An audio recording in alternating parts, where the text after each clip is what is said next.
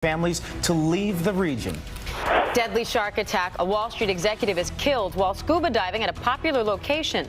Hear what happened when her guide tried to save her. Plus, the new warning about the flu, where it's starting to spread already this season. And later, how today, December 4th, became National Sock Day.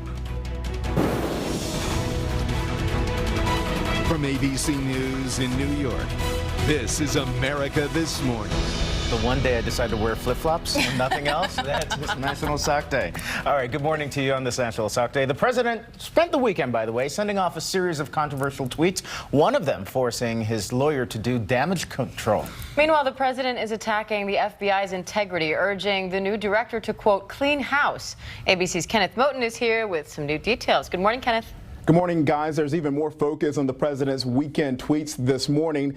It appears he wrote all but one that's getting a lot of attention.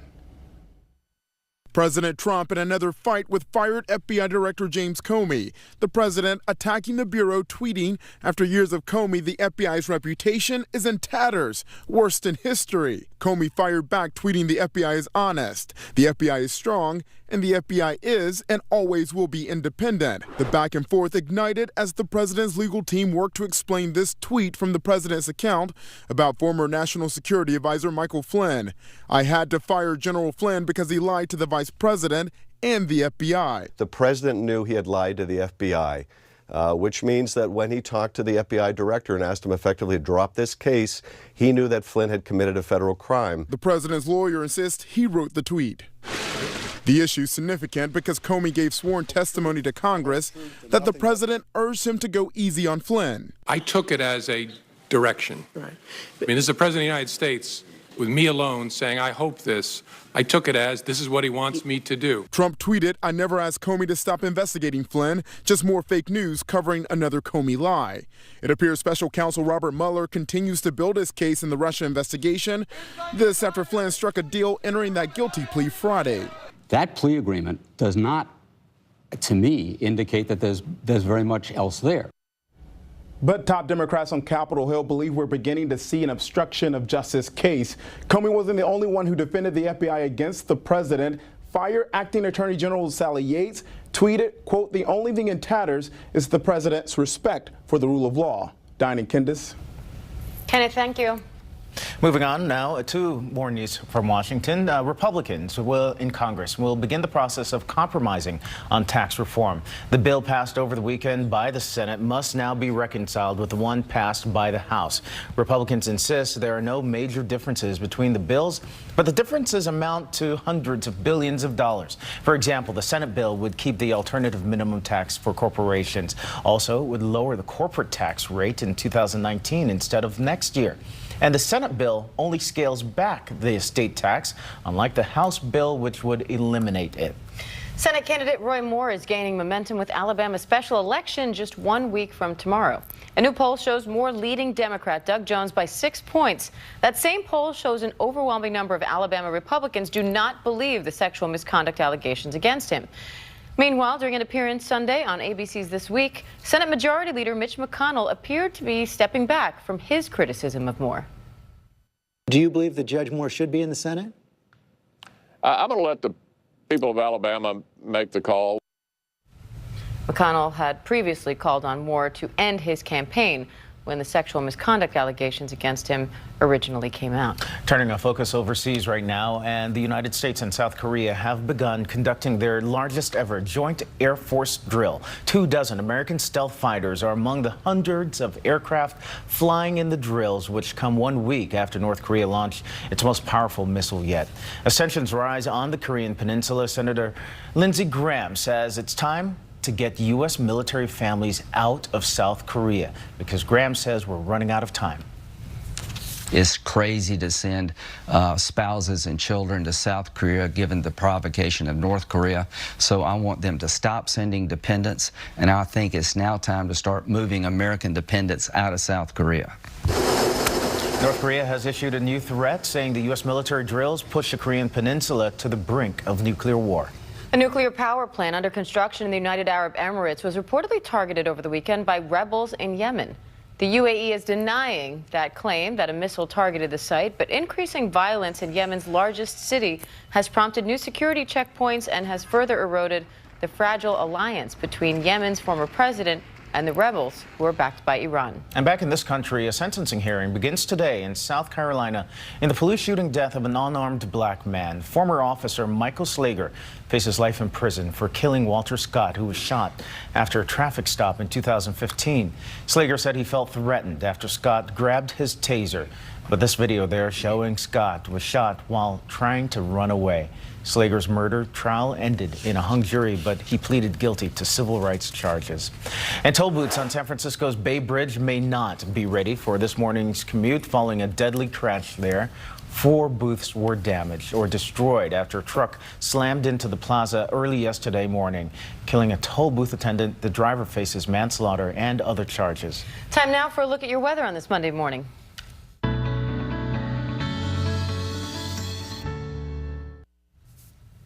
Southern California can expect to see powerful Santa Ana winds over the next several days, leading to serious concerns about fire danger.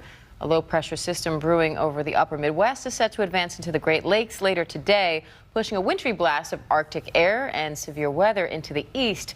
High temperatures across the country today include 40s and 30s in the Northwest, 60s in Chicago, 40s in Boston. Here in New York, 49. Check out 82 in Miami. All right, we're Not going too to bad. Miami.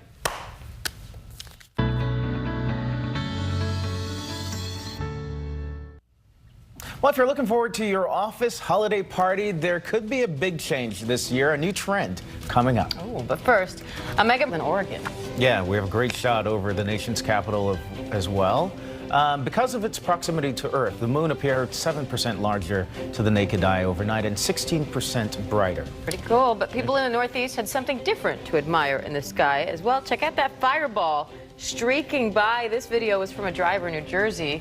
You could even see the meteor's bright flash as it entered the atmosphere. Yeah, 2 signs of end of days. President Trump visits Utah today to give back some federal land. He'll sign a federal order that shrinks the size of 2 national monuments as requested by state leaders. Now, President Trump says the Bears Ears and Grand Staircase Escalante monuments were part of a federal land grab by his Democratic predecessors. Thousands demonstrated in Salt Lake City over the weekend, many of them fearing the land will now be opened up for oil drilling. They plan more protests today. CVS has announced it's buying the health insurer Aetna for $69 billion. If approved, the deal could reshape the healthcare industry. CVS operates nearly 11,000 drugstores and walk-in clinics, and Aetna covers about 22 million people. Combining the two would create a company that would offer most of the basic health services regularly used by Americans. It would be a serious challenger to Amazon, which is reportedly preparing to enter the pharmacy business. And the Metropolitan Opera here in New York has now suspended world-famous conductor James Levine as it investigates allegations of sexual misconduct against him.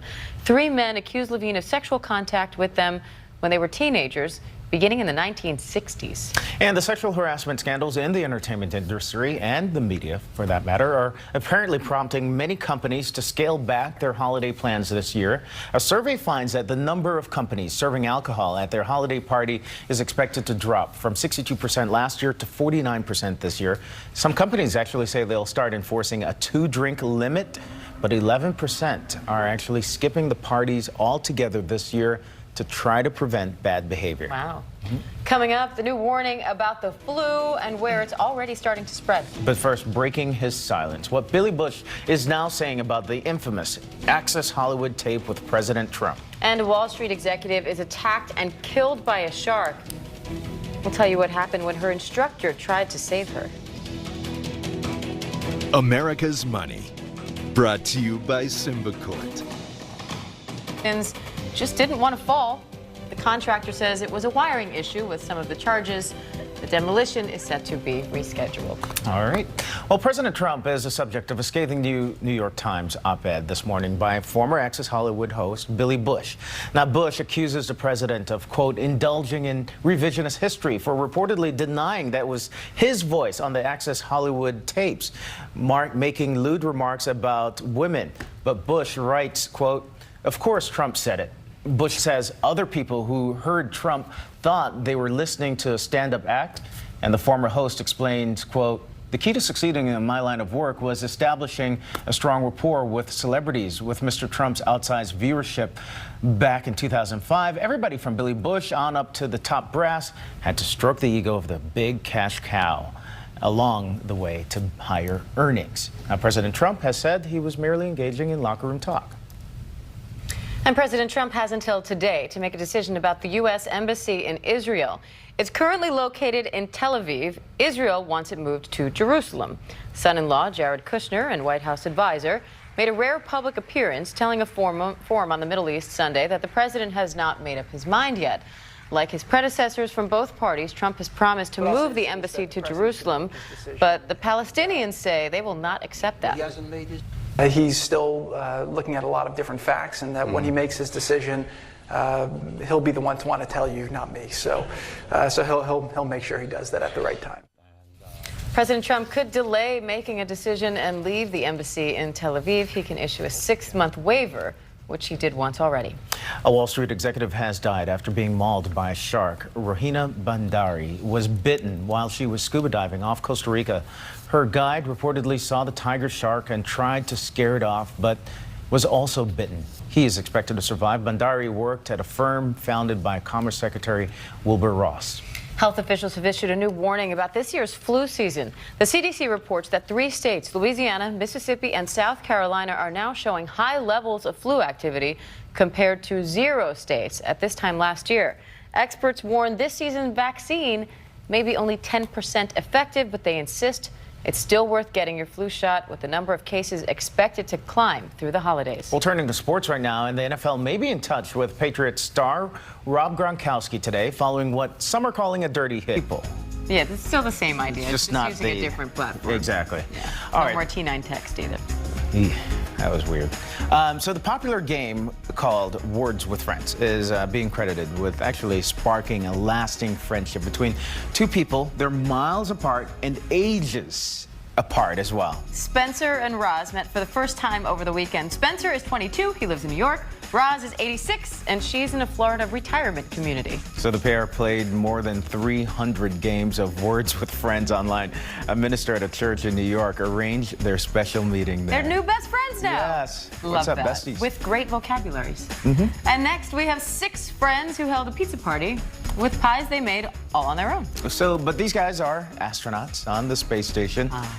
The Italian astronaut there, Paolo Nespoli, really missed eating pizza, but at 250 miles up, it's way too far for a delivery from Domino's or anyone else. And can you imagine the tip? No more 30 minutes or less. Yeah. But Nespoli asked that the ingredients be sent up to the space station, and then the crew got to work. Tossing pizza in space apparently works a little bit differently than it does here. They said the pizza was unexpectedly delicious. Unexpectedly delicious. I love watching the video, though. The dough is just floating away as they're trying to put the sauce on. So cool. And finally, we are celebrating National Sock Day. I blew it. I totally blew it. The holiday celebrates those sock couples that have managed to cling together through the years, or rather through all those cycles of laundromatic matrimony. Yeah, so this year is the first ever National Sock Day. We are all being encouraged to share our most unusual pairs of socks on social media using the hashtag National Sock Day. What if mine are still all mismatched? Well, that's common for the rest of us. This Monday, President Trump blasting the FBI, saying its reputation for fairness is, quote, in tatters. In the meantime, his personal lawyer, John Dowd, is explaining a weekend tweet about Michael Flynn. Dowd says he did not mean to break any news. Senate Majority Leader Mitch McConnell is insisting there will be no government shutdown this week. Some Democrats have suggested forcing a shutdown unless Congress resolves the future of the DACA program. That's the program that protects young undocumented immigrants brought to the U.S. by their parents. Lawyers for former Stanford University swimmer Brock Turner appealing his sexual assault conviction, claiming he did not get a fair trial. Turner maintains the encounter with a young woman outside a fraternity party was consensual. Looking at today's weather, a wide swath of thunderstorms will blanket much of the Midwest as a wintry storm with blizzard and whiteout conditions hits the upper plains. Well, a man in Ohio has been fighting the odds due to a physical issue he's had since birth. But recently, his dream of playing football nearly disappeared. Now, a family friend is helping the freshman stay on the field. Here's ABC's Tom Yamas. For 4 quarters, we're going crazy. On the freshman football team at Wadsworth High School in Ohio, there are a lot of tough players. Game, baby! But no one tougher than number 16, Zach Patterson. It's hard enough to play football with 2 legs. Playing with 1, that's amazing. You heard that right. Zach is a quarterback and linebacker who only has 1 leg. Zach was born with a deformity, no left ankle. To give him the best possible chance to walk and run, doctors had to amputate. He just learned other ways to do stuff. When he was 4, he started playing soccer, and then he wanted to play baseball, and then he wanted to play football. But by the time he got to high school, the game became much more competitive, and he could no longer keep up. 110% was not even close to what I had to be at. Zach was ready to give up. There was one solution, a new, more expensive prosthetic, $40,000, a price tag that Patterson say their insurance would not cover because it was deemed a luxury. But then a local doctor heard about Zach's problem. We should give them the life that they deserve. Dr. A.J. Seth called Hanger Prosthetics, told them about Zach. Hanger agreed to help. And this is the moment Zach learned his football career was not over. You're going to get what you want. Are you serious? They're going to fit you. They're going to... You're gonna play football again. Zach is now back out on the football field. Let's go, Zach! Making tackles and progress, one step at a time. Tom Yamas, ABC News, New York. Pretty cool. That's awesome. To be in that room in that moment, emotional, no doubt. That's what's making news in America this morning.